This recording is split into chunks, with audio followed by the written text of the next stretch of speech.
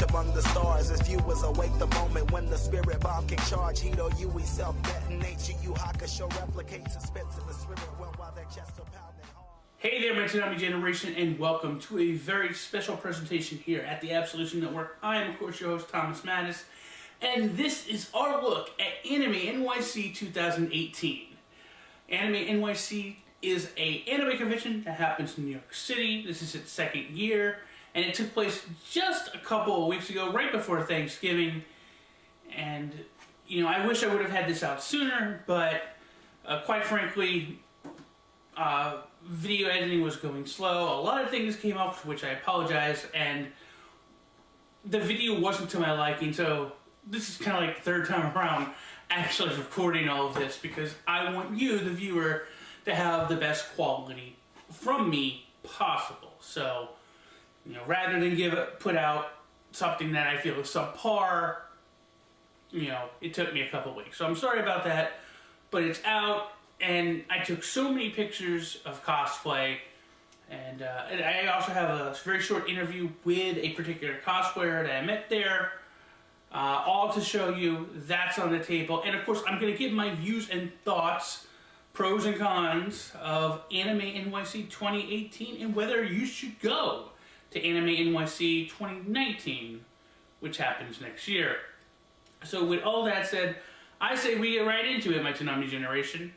So with nothing left to say, let's get into our look at the cosplay and the sights of AnimeNYC 2018. I'm amazed and humbled by all of the support we receive across the US and Japan to bring this event together. Despite our growth, I want to pledge that our goal, though, remains the same. We're an anime convention here in New York for the fans of New York. This is your show. These are your 3 days, and our goal is and will continue to be to bring the best of Japanese pop culture here to you in New York City. So, ladies and gentlemen, fanboys and fangirls, AnimeNYC 2018 is now open.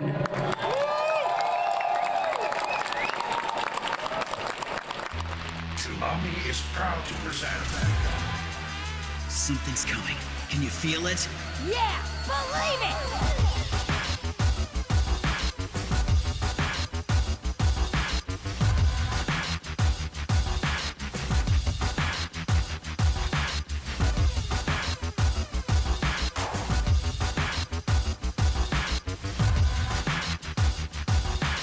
This promises to be very entertaining.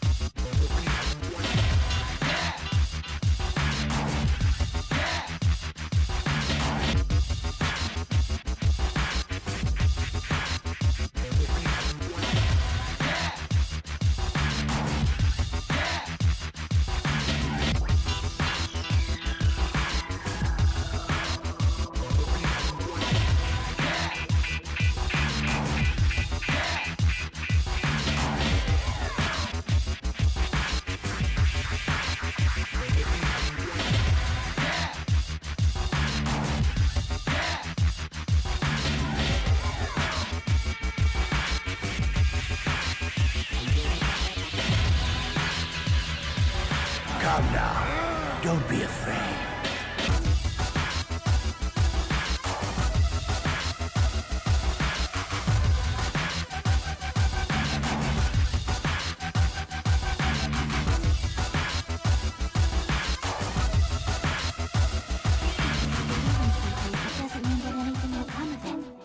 Sometimes you suffer great misfortune for believing in something too much. There are times that it's tough to believe in anything at all.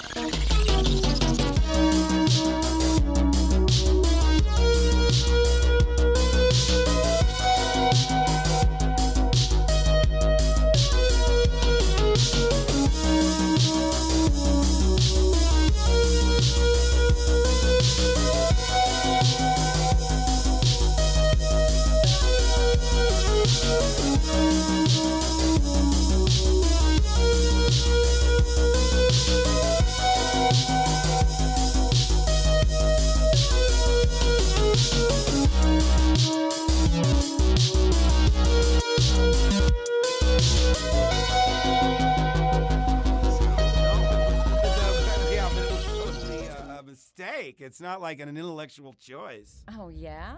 That's bizarre. It gets more bizarre. All right.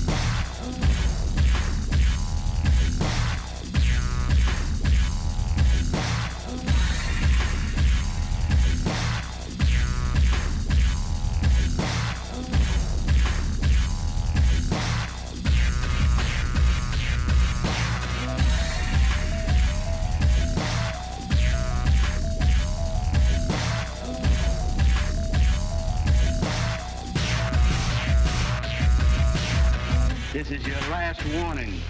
Fuck you. This is your last warning. Who cares? Give it up, rookie. This is your last warning. Who cares? Fuck you. Give it up. This is your last warning. Fuck you. We won't be intimidated by criminal threats. Fuck you. Who cares? I know, right?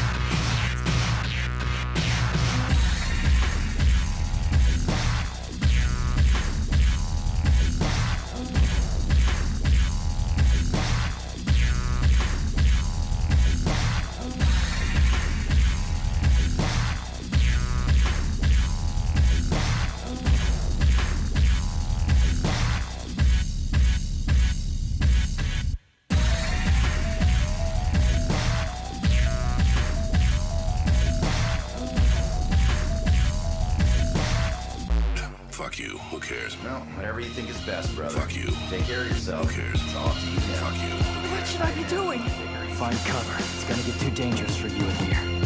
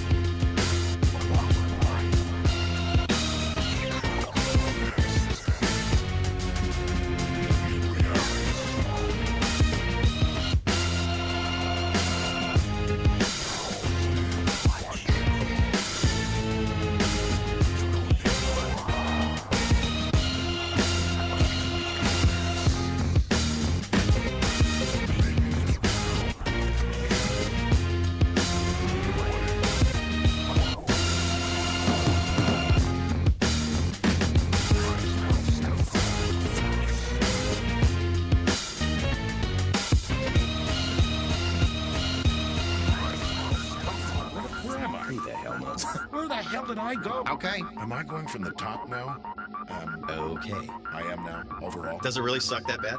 Oh, I see.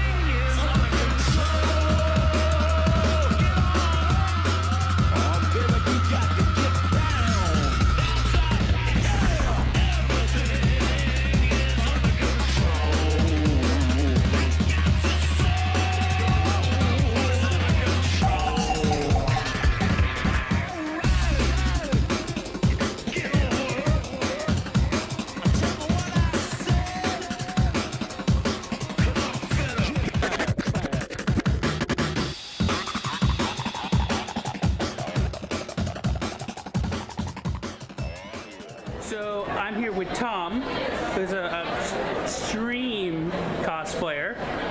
Extreme costumes! That's the actual name of my business. Awesome, awesome. And as you can see, you'll see pictures as well of his awesome Bumblebee cosplay, which he's doing at the convention. How long did it take you to do this Bumblebee cosplay? Well, me and one other person worked on it for about 4 months, and then 2 or 3 other people contributed incidentally. Like, one guy helped with wiring, another guy helped to do some weathering, but the vast majority of work was myself and one other, Corey Harris, one of my employees. What type of material do you use for your cosplay? Well, this is what it's called L400. It's very reminiscent of EVA foam or the rubber floor mats, except it comes in like 8-foot by 4-foot sheets and it's higher quality. And what other extreme type of cosplays have you done that people might recognize you? I made a Hulkbuster costume, which became the most trending thing in the world on Facebook for 3 days straight. I made a Zord from Power Rangers. I made Rock'em Sock'em Robots. This is my 6th Bumblebee costume. I got one that I made that actually turns into a car. I made the amp suit from Avatar. I made a dragon before, Donkey Kong. Of original robots. I also made a Titan from Titanfall. There's a bunch of toys. Is there any extreme cosplay that you haven't yet made that you're looking hopefully forward to make in the future?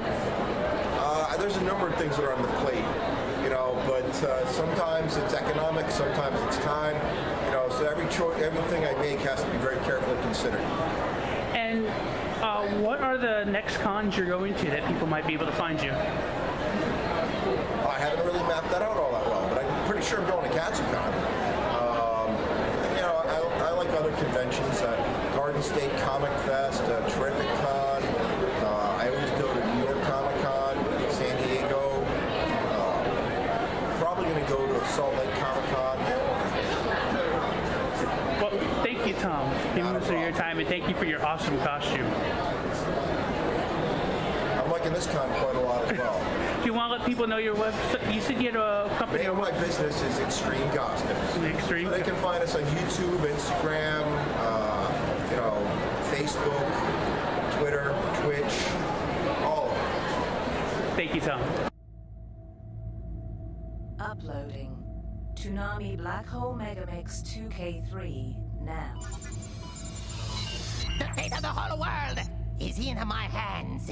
You foolish man. I am a Jito Ryo master. Allow me to reunite you with your ancestors.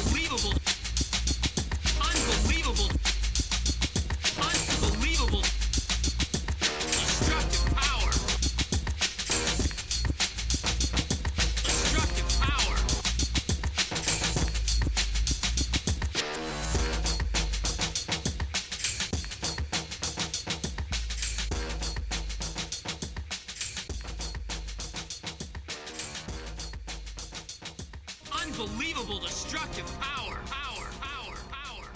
That's crazy!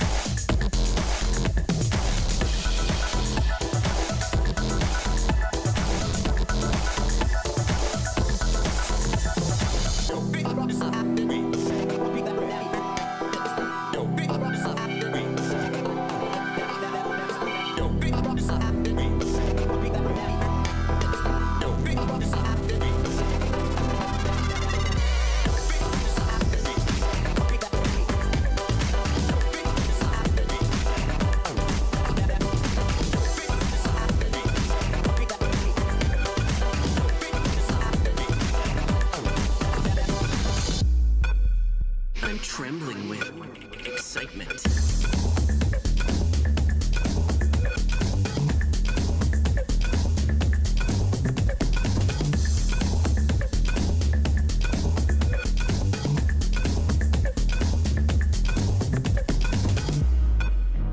That was pretty good, but it's my turn now.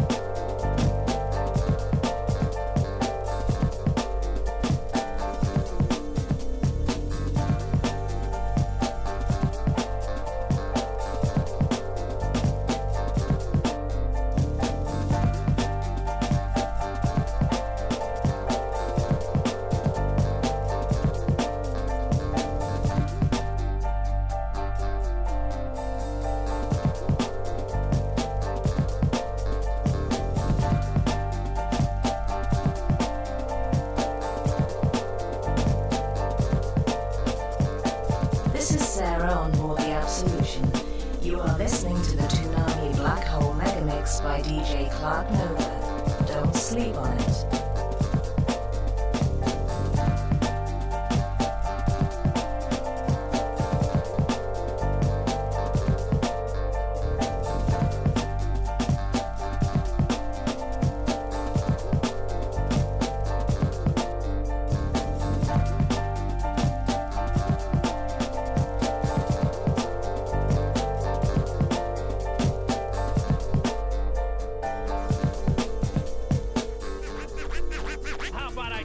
To the next level.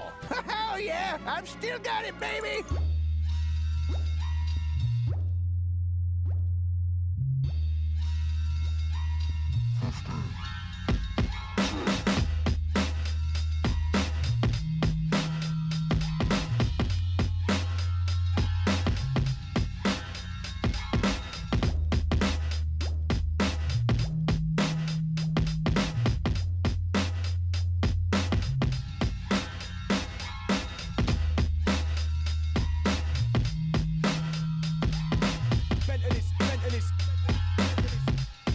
Tom, the one and only host of Toonami, giving a shout out to all my fans out there.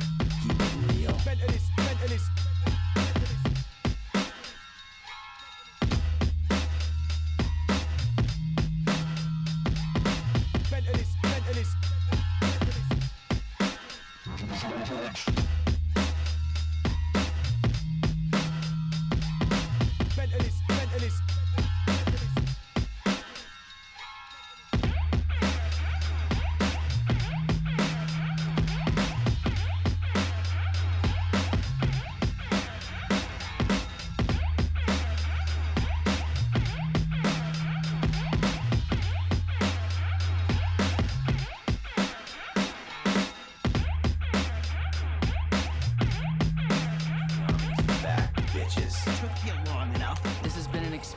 We will never forget. This ain't no time to go all mushy. Don't lecture me. I've waited long enough.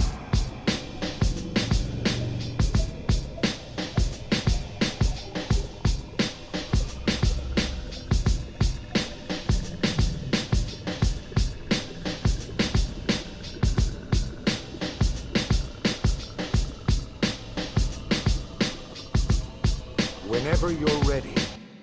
Welcome to the televised revolution as we drift through outer space aboard the Absolution. With time back in active duty as captain in charge of bringing superior anime action.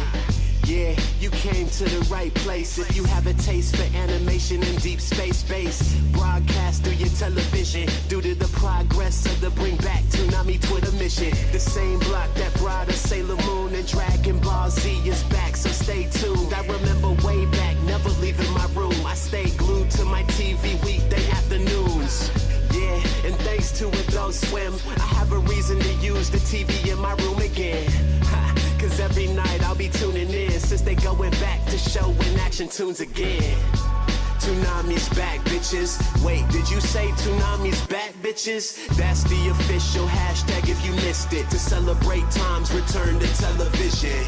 Yeah, Toonami's back, bitches. Wait, did you say Toonami's back, bitches? That's the official hashtag if you missed it. To celebrate Tom's return to television. Welcome to the anime action fan sanctuary, with Tom providing that slick commentary. The other king of television besides Mary, full of new shows and classics on the itinerary. Television is back to being good now that Toonami's being broadcast in every neighborhood. This is the manifestation of every dream of those who wanted anime to go mainstream. See, cause now it's cool again to come home and watch Gundam after school again. Yo, I wanna see that Wing Zero duel again, and maybe see Spike Spiegel chasing hooligans. Mix some of the classics with the new shows, and I promise we'll never touch the remote control. I never forget when Tom told us all to stay gold to the next episode. Toonami's back, bitches. Wait, did you say Toonami's back, bitches? That's the official hashtag if you missed it. To celebrate Tom's return to television. Yeah, Toonami's back, bitches. Wait, did you say Toonami's back, bitches? That's the official hashtag if you missed it. To celebrate Tom's return to television.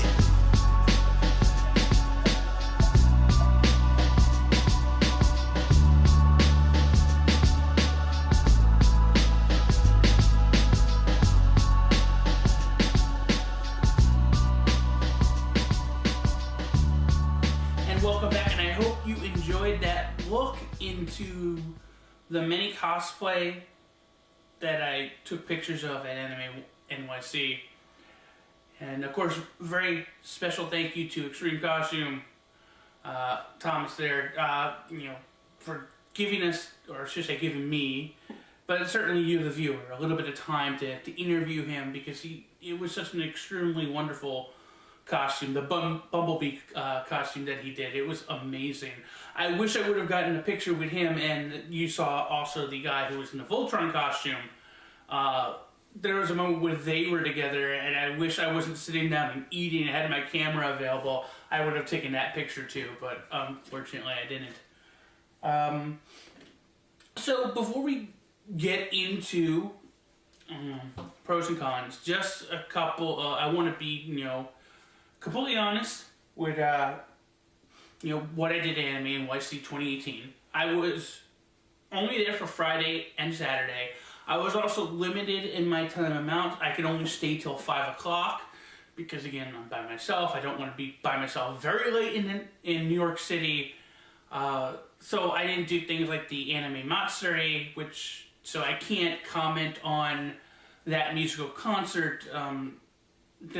Hopefully there are other people who have covered the convention who did cover the music, and I really stress you out to go and check out those thoughts and maybe get a more well-rounded view in that case of that content. So I can't speak on that content. I can speak on the content I was available to go see or would have gone see. So, and again, I just want to get any potential biases that I may have out there.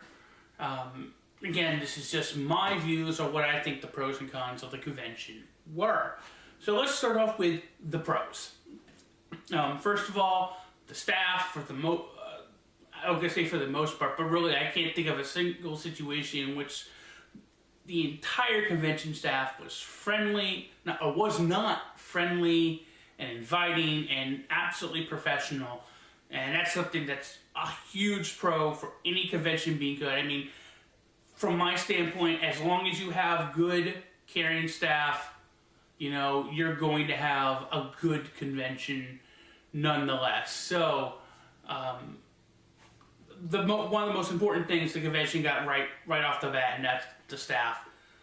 They knew what they're doing. They were knowing how to do their best to do crowd control, because it wasn't really hard to get around at AnimeNYC. There were some other issues. Again, I'll bring that somewhat in the con section, or at least before it. We'll get to it in a couple minutes. But that really wasn't the staff not knowing what to do. That was just, again, the size of the crowd, because I think the estimated report was 32,000 came to this convention this year. So that was great. Also, the cosplay, and speaking of the cosplay, it made me realize something I forgot to talk about right before I started this review.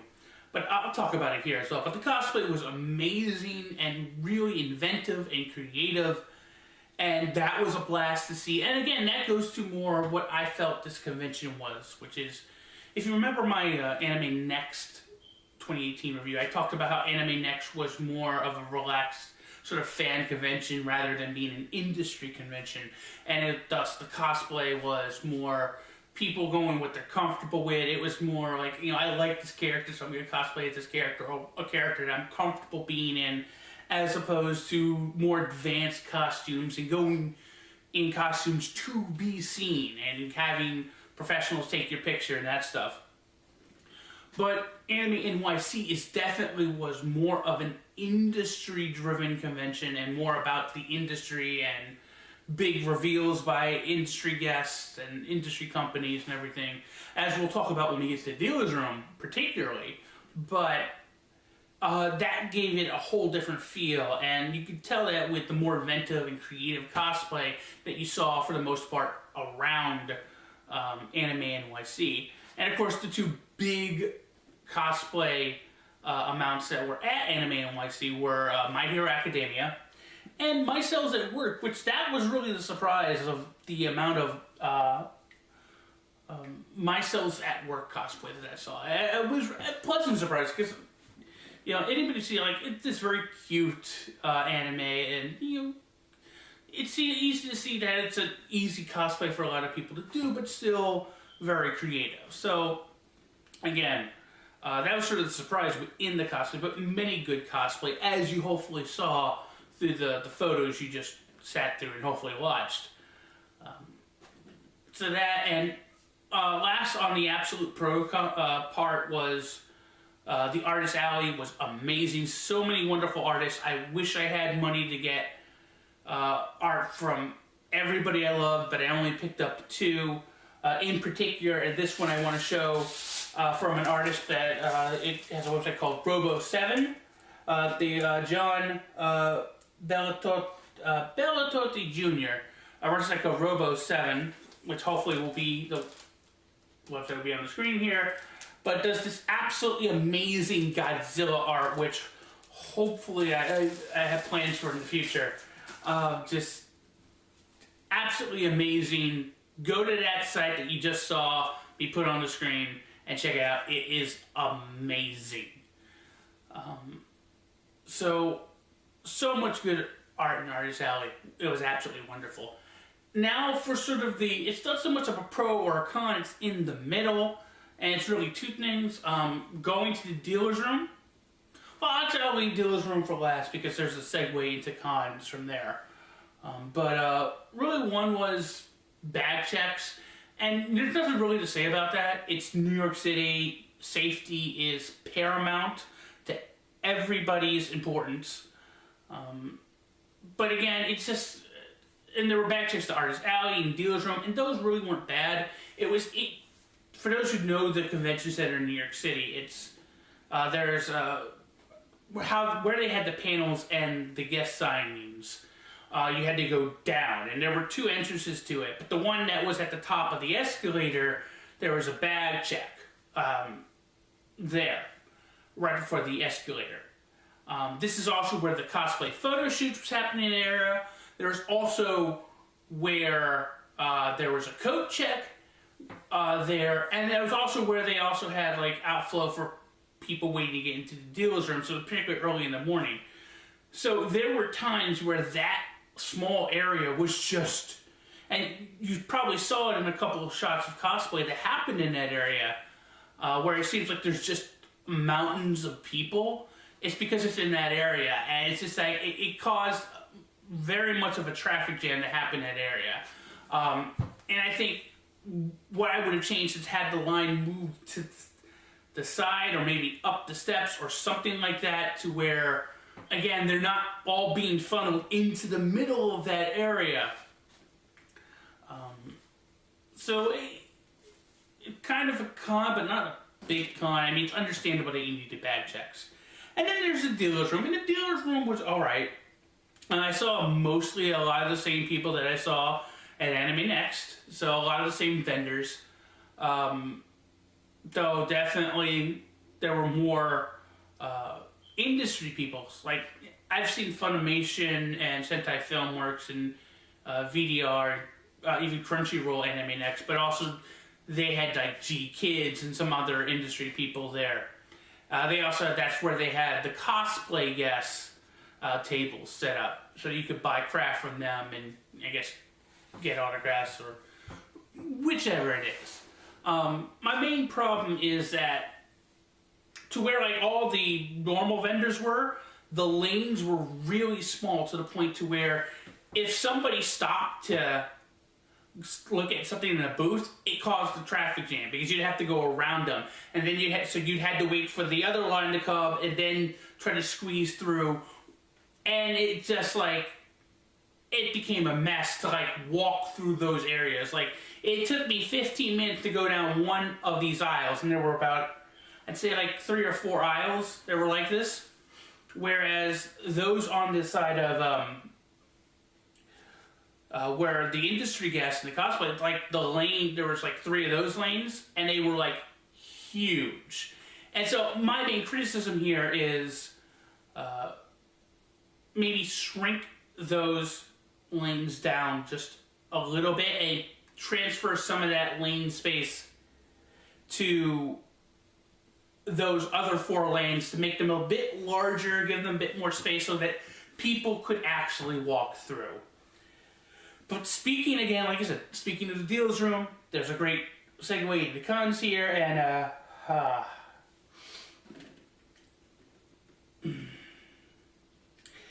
yeah, to me, the 3 big cons of this convention, big cons for me personally. So let's start off with the gamers room.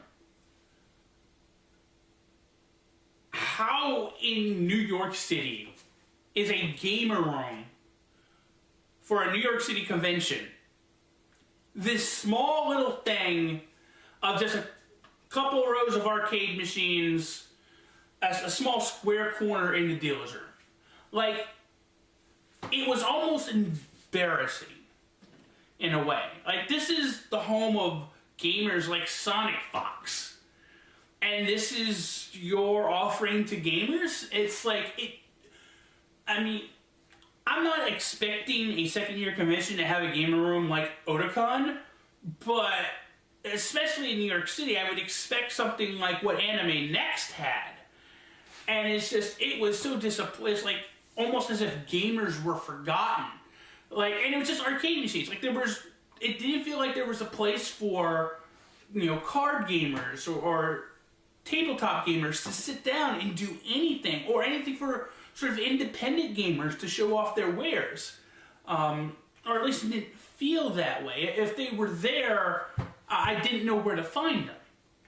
And it's like, there needs to be a dedicated room for gamers, and just a better offering to gamers than that.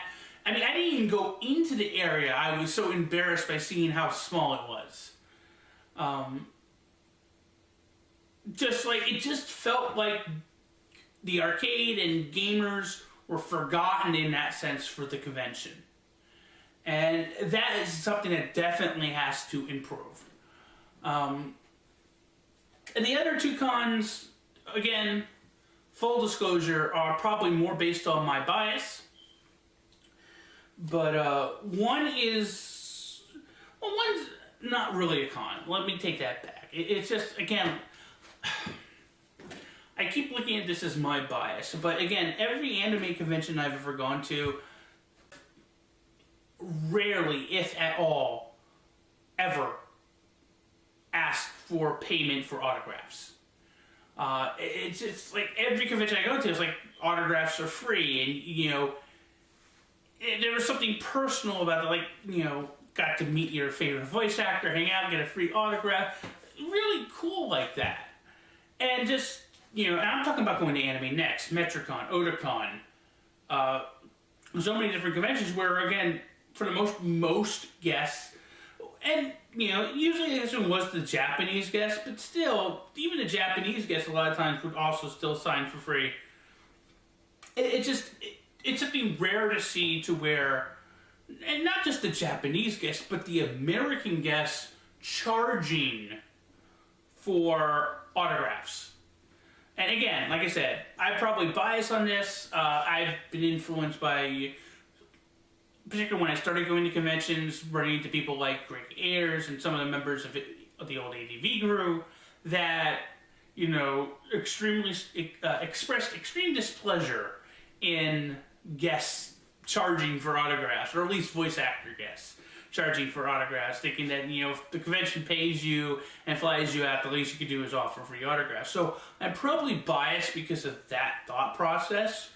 And again, I'm not going to hold it against the convention completely, but it's just very weird to see anime voice actors charging, because again, that also used to be something that I always felt that anime conventions had over comic book conventions. Like, you know, our big names don't charge for autographs and stuff. And I guess on a more personal level, it's just more that it makes it, the interaction with the guest, feel like a transaction. It's not that personal touch that, you know, again, I'm used to guests having, where, like, me getting to meet them is more of a transaction to them. And in a convention that seems largely about the industry and largely more about sort of the transactions of the industry trying to get anime fans to see their product rather than celebrating the fandom itself in a way.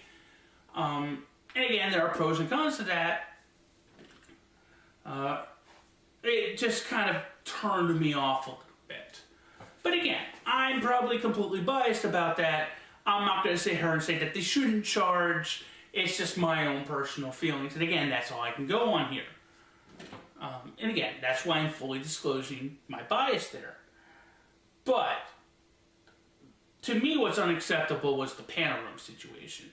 First of all, they had, it seemed like, only 4 panels. In fact, yeah, they only had 4 panel rooms, and I'm sure they were huge, but still, 4 panel rooms.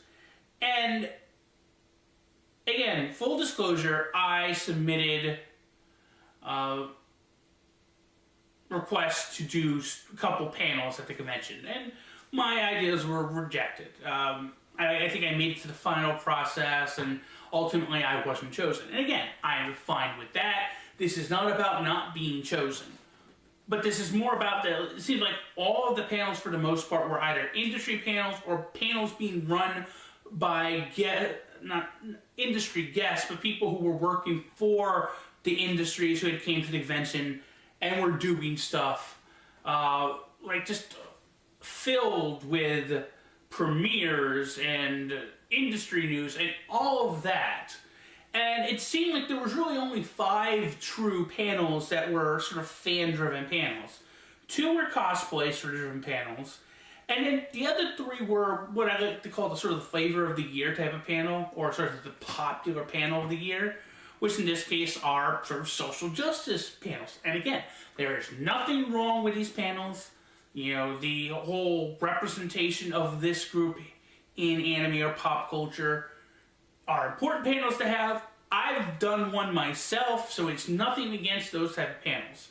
But one was sort of a black, I think it was called Blurred, Black Nerd Experience in anime fandom. That was on Sunday. But the ones on Friday and Saturday were, the one on Friday was LGBTQ representation in anime. And then the one on Saturday was gay and lesbian representation in anime. Now, I know gay and lesbian doesn't represent all of LGBTQ, but it seems like those 2 panels would have a lot of overlap. And again, just when those 2 are chosen, and I don't know what else was submitted, so I can't know that. But it's more of the problem is AnimeNYC for next year, and the most important thing I feel for them to do is that, 1, they need to have more panel rooms. You should at least have 8 panel rooms. You know, have 1 for guest panels, 2 for industry, and then the other 5 for fan-driven panels. And of course, this is not including a special main event room for you to have either. And the reason for this is, again, fan-driven content. In this case, fan-driven panels, like the ones that I do, again, really add to sort of that personal and more fan-driven feel of celebrating anime that I think is important for every anime convention to have. And when you're expecting to go to panels, and you really only see like 5 fan-driven panels, and none of them really pique your interest, and the rest are nothing but industry panels to which you know everything's going to be a long line to get in, it turns you off. And it's one of the reasons, for the most part, I primarily spent my time at the convention just walking around taking pictures of cosplay. And again, thank God there was so much amazing cosplay to take pictures of, but there were times to where I just sat down like, well, what else is there to do? I could go back to Artist Alley again, or Dealer's Room, and just window shop. But outside of that, again, and you add that to the Gamer's Room being that square off in the corner of the Dealer's Room, it just, like, it didn't feel like there was a lot for maybe me or someone like me to do. And that's something I hope AnimeNYC improves in 2019. So, I guess in closing, again, this was an industry-driven convention, and there are pros and cons to that. The pros is you get a lot of industry, big names that can draw a lot of people, and it can, in a way, make the convention a destination type of convention to where people want to go to your convention because they know big news is going to be revealed, and it draws people in that way. But the con of that is that, in particular the way they're doing things right now, is it doesn't leave a lot of room for fan-driven content that give conventions that more personal, comfortable, and sort of fan-driven appeal that makes conventions fun in a way. And thus, the convention itself feels more like one big transaction to where you have to do this to get your money's worth for the price you're paying for the ticket, as opposed to, if I want to see your ears, but I also have this panel I want to see, and there's so much stuff to do. My God, what a bang for my buck that I have all this wonderful content that I can go do. And again, it's pros and cons. One is not better than the other. There are two different ways of doing conventions. I mean, you look at something like Otakon that actually balances those two presences together really well in my experience. So, but again, AnimeNYC is growing. And that's the thing I hope I bring up the most about this in this case, which is that this is only their second year. They're growing. Hopefully, they'll... I mean, I don't think I'm important for my views to be listened to, but maybe if somebody hears this over there and they'll take it as constructive criticism. Because that's what I hope my cons are viewed as constructive criticism at best. Despite any harsh words you people might feel I've said about that. Because I really hope it gets better. Because I definitely think AnimeNYC is a convention you should definitely go to if you're in the New York area. Because I think if more of our fans go, we'll definitely drive the future of this convention to grow, making itself better and better. And that's the thing, this convention has potential to get even better, and better. So I definitely suggest going to AnimeNYC 2019. And I hope you enjoyed my look at AnimeNYC 2018.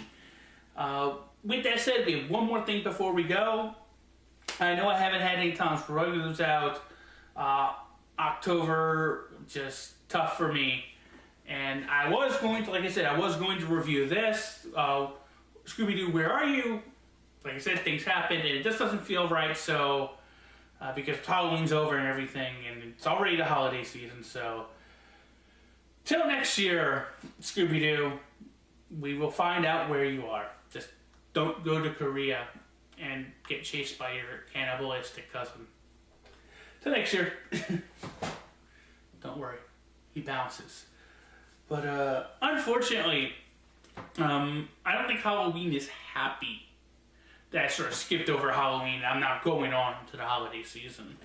I say that because as much as I want to review Rudolph the Red-Nosed Reindeer and the original Grinch cartoon and stuff like that, Halloween has been giving me a lot of nightmares. And, well, unfortunately, I think I have one more nightmare before Christmas to go through. Till next time, as you know me, generation, stay golden.